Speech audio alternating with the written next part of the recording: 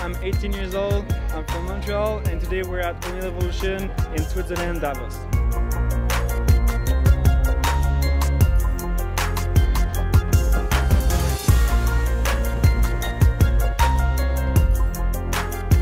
We have a pretty good jump, it's pretty kicky, so we got a lot of air time.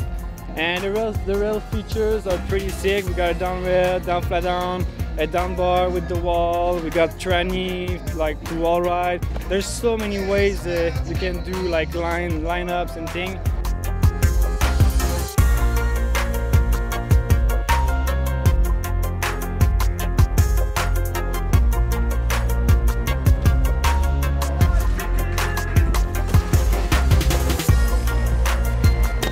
Since Beijing, pretty much, I saw Yuki doing his triple and Mark and Seb trying it. That's why due to I tried my first triple cork, and I'm definitely planning to try triple cork this year.